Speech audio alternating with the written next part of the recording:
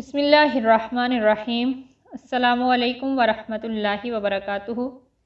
इस वीडियो में हम आपको बताएंगे नबी करीम सल्लल्लाहु अलैहि वसल्लम रमज़ान मुबारक कैसे गुजारा करते थे। नबी करीम सल्लल्लाहु अलैहि वसल्लम रमज़ान मुबारक से बहुत ज़्यादा मोहब्बत फरमाते थे और इसके पाने की अक्सर दुआ किया करते थे।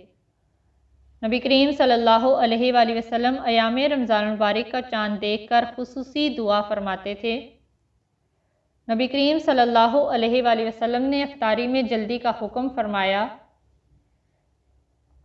और अक्सर औक़ात आप इफ्तारी खजूर से फरमाते थे या फिर पानी से इफ्तारी फरमा लेते। रसूलुल्लाह सल्लल्लाहु अलैहि वसल्लम रमज़ान मुबारक में हमेशा एक मरतबा ख़त्म कुरान फरमाते और हज़रत जिब्रील अलैहिस्सलाम के साथ दोहराए कुरान फरमाते थे।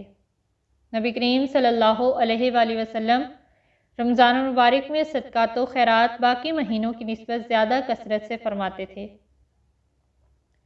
नबी करीम सल्लल्लाहु अलैहि वसल्लम इस मुबारक महीने का खुशामदीद कहकर इस्तकबाल करते।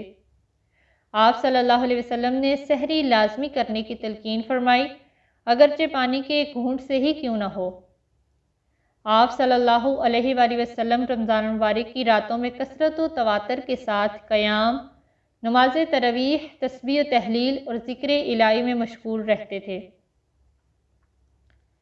हुज़ूर नबी करीम सल्लल्लाहु अलैहि वसल्लम रमज़ान मुबारक में नमाज इशा के बाद आराम फरमाते और रात के किसी पहर में तहज्जुद के लिए उठते और वितर समेत 11 रकअत नमाज तहज्जुद अदा फरमाते थे। माशाअल्लाह, सुभान अल्लाह। वीडियो को लाइक कीजिए, शेयर कीजिए और चैनल को ज़रूर सब्सक्राइब कीजिए। जज़ाकल्लाहु खैरा।